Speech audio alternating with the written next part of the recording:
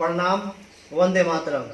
हम सभी बहुत सौभाग्यशाली हैं कि ऐसे कालखंड में हम सभी जन्म लिए हैं जिस कालखंड में हम सभी को इस बात की पता चला कि देवों के देव महादेव हमारे गुरु भी हो सकते हैं, और जिनके माध्यम से पता चला उन्हें हम सभी प्यार से बड़े भैया कहते हैं, साहब श्री हरिंद्रानंद जी। उन्हीं के माध्यम से हम सभी जाने कि शिव जगत गुरु हैं और हमारे भी गुरु हो सकते हैं। इतिहास गवाह है कि हजारों साल पहले से किसी ने भी नहीं कहा कि शिव गुरु हैं, जबकि हमारे इस भूभाग पे हजारों अध्यात्म प्रेमी धर्म प्रेमियों ने जन्म लिया और बहुत ही ख्याति प्राप्त की है।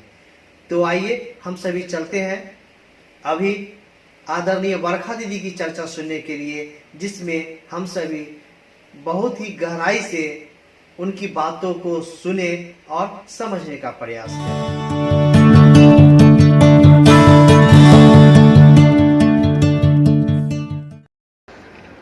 तो बिहार की ये धरती आज नहीं, इसी काल में नहीं, हजारों वर्षों से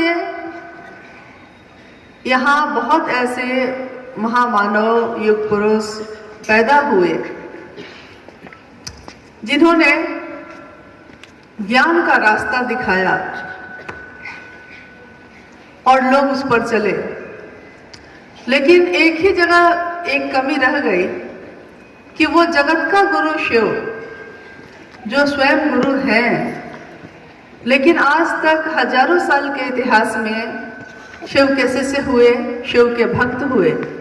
उन्होंने कभी भी सामान्य लोगों को नहीं कहा कि हाँ, आपके गुरु भी शिव हो सकते हैं, हाँ, आप भी योग्य हैं, उस शिव को प्राप्त कर सकते हैं, उस शिव से अपना जुड़ाव कर सकते हैं। ये बात आज तक नहीं हो पाई। इन हजारों सालों के इतिहास में अभी जिस काल में हम जी रहे हैं, इस काल का सौभाग्य है ये, जिसके बारे में हमारे पूर्वजों ने कहा था कि कलयुग ऐसा काल होगा जहां शिव और चंडी की पूजा होगी, यानी शिव और भगवती की पूजा होगी। शिव और भगवती का युग होगा वो। उन्होंने किस संदर्भ में कहा था ये हम आज तो नहीं जानते, नहीं समझ सकते, लेकिन आज जो जीवन हम जी रहे हैं, यानी कि शिव को गुरु बनाकर, उस शिव का शिष्य बनकर, तो आज हमारा दिल ये एहसास करता है कि हाँ, इस युग में हम लोगों ने जन्म लिया, ये हमारा सौभाग्य है। इस कलयुग को प्रणाम है, इस कलयुग को हम नमन करते हैं जहां हमारा जन्म हुआ, क्योंकि इसी युग में ऐसा हुआ पहली बार कि धरती के एक एक व्यक्ति ने शिव को का शिष्य बनने का, शिव को गुरु बनाने का बीड़ा उठाया है। ऐसा आज तक के इतिहास में इस धरती पे नहीं हुआ था। एक ऐसे व्यक्ति का जन्म हुआ जिनको हम लोग कहते हैं प्रेम से, आदर से, साहब श्री हरिंद्रानंद जी, जिन्होंने शिव को गुरु माना, और माना ही नहीं, उन्होंने ये दिखाया कि एक शिव के शिष्य की सामर्थ्य क्या होती है, एक शिव के शिष्य की ताकत क्या होती है। क्योंकि कोई भी गुरु अपने शिष्य से ही दिखाई देता है दुनिया में। हम अपने छोटे बच्चे को भी अगर भेजते हैं पढ़ने के लिए, और बच्चा अगर प्रथम श्रेणी से पास होता है, तो हम क्या कहते हैं? हम कहते हैं कि मास्टर बहुत अच्छा है। यानी विद्यार्थी तो ठीक है, उसने पास किया है, प्रथम किया है, लेकिन मास्टर बहुत बढ़िया है।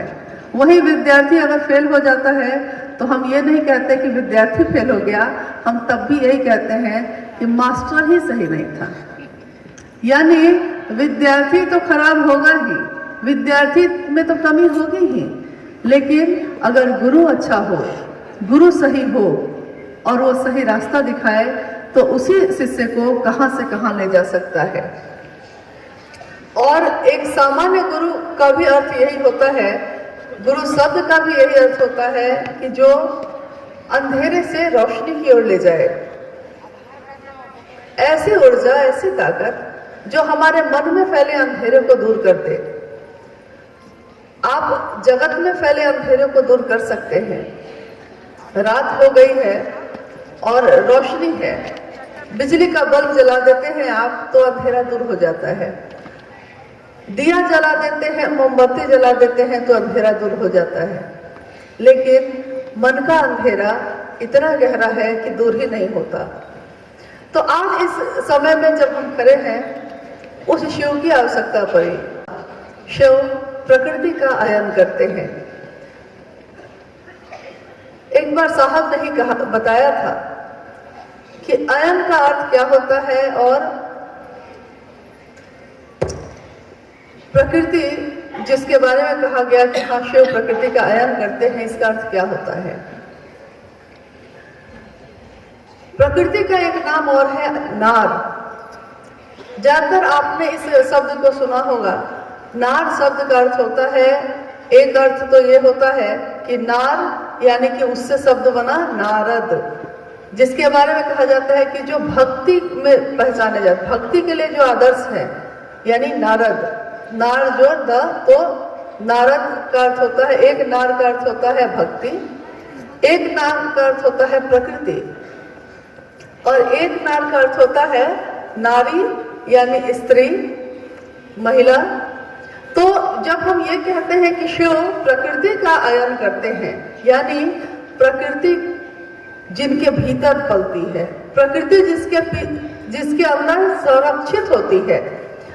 एक सामान्य अर्थ में आप इसको कह सकते हैं कि जो इसके संरक्षक हैं, जो इसकी रक्षा करने वाले हैं। अब जरा हम लोग ये विचार करें कि हम लोगों ने आज तक तो यही सुना कि शिव की इच्छा से ये दुनिया सृष्टि हुई, ये पूरी दुनिया बनी है। तो उस शिव की इच्छा से स्थिति है, उत्पत्ति है, संहार है, सब कुछ उसकी इच्छा से है, क्योंकि इच्छा के कारण ही ये दुनिया बनी। तो उसी दुनिया में हम लोग पैदा हुए। शिव ने अनेक रचनाएं की, जिसमें शिव की इच्छा से जितनी रचनाएं हुई उसमें ये सब आते हैं, पेड़ पौधे, नदियां, तालाब, सागर, महासागर और छोटे छोटे एक कीड़ा मकोड़ा भी और बड़े से बड़ा जानवर भी, सारे कुछ उसी शिव की रचना के हिस्सा है। उसमें सबसे सुंदर रचना है इंसान, एक मानव, यानी कि जो सबसे सुंदर रचना शिव की बनाई हुई इस दुनिया में है।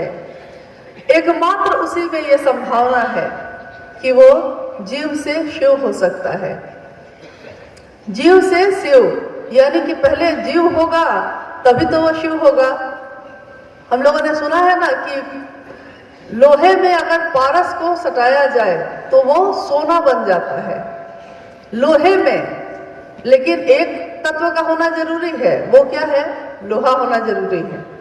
इसी तरह जब शिव बनने की संभावना की बात की जाती है कि जीव शिव बन सकता है, तब इसमें एक विचार ये होता है कि पहले जीव तो होना होगा। तो क्या सिर्फ इंसान के शरीर में पैदा होने से ही हम जीव हो गए? क्योंकि इंसान के शरीर में हम पैदा तो हुए हैं, लेकिन हमारी मानसिकता आज इस कदर अंधेरे में डूबी है कि हमारी मानसिकता ये है कि हम अच्छे हो जाएं, दूसरा चाहे कुछ भी हो जाए। हम स्वस्थ रहें, दूसरा चाहे बीमार होकर उसकी मौत हो जाए। हम सुरक्षित घर पहुंच जाएं, दूसरा चाहे दुर्घटनाग्रस्त होकर सड़क पे तड़प रहा है और हम लोग गुजर जाते, कोई फर्क नहीं पड़ता। अब तो सबके हाथ में मोबाइल भी हो गया है, तो इसका सही सदुपयोग यह है कि अगर कोई मर भी रहा हो तो उसकी वीडियो बना लीजिए। यानी कि एक इंसान के का जो स्वभाव होना चाहिए था, जन्मजात करुणा, ममता, प्रेम, स्नेह, ये सारे जन्मजात स्वभाव भी हम भूल गए हैं। तो एक इंसान पहले बन ले तब तो शिव होने की संभावना होगी। यानी कि लोहा पहले बनना होगा, तब तो पारस से सटेंगे तो सोना होंगे। ठीक है, तो अब हम ये लोहा बनेंगे कैसे? तो गुरु एकमात्र उपाय है, गुरु एकमात्र उपाय है। साहब ने कहा कि आपको शिव को गुरु बनाने के लिए, या आपका मन ये समझ जाए कि शिव गुरु हैं, इसके लिए उन्होंने 3 साधन दिए, 3 तरीके बताए, जिसको हम 3 सूत्र भी कहते हैं। आप गौर करेंगे कि पहले सूत्र में जब आप कहते हैं मन ही मन, मन ही आपका शिव होगा, मन ही आपका जीव होगा, मन ही आपका राक्षस होगा, जो भी होना होगा अब तो उसी मन में भाव भी पैदा होंगे, चाहे वो दुश्मनी के हों, चाहे वो दोस्ती के हों, चाहे वो प्रेम के हों या नफरत के हों। तो उसी मन से उन्होंने कहा कि आप जैसे हैं जो हैं, यानी अब इसमें विचार मत करिए कि आप बहुत पवित्र हैं कि नहीं हैं, आप मांसाहारी हैं कि शाकाहारी हैं, आप बहुत अच्छे हैं या आप बहुत बड़े अपराधी हैं, आप पान भी नहीं खाते या आप बहुत शराबी ही हैं, आप जो भी हैं, जैसे भी हैं, इस जगत में एक इंसान के तौर पे आपने जन्म लिया है, तो आपके अंदर संभावना है।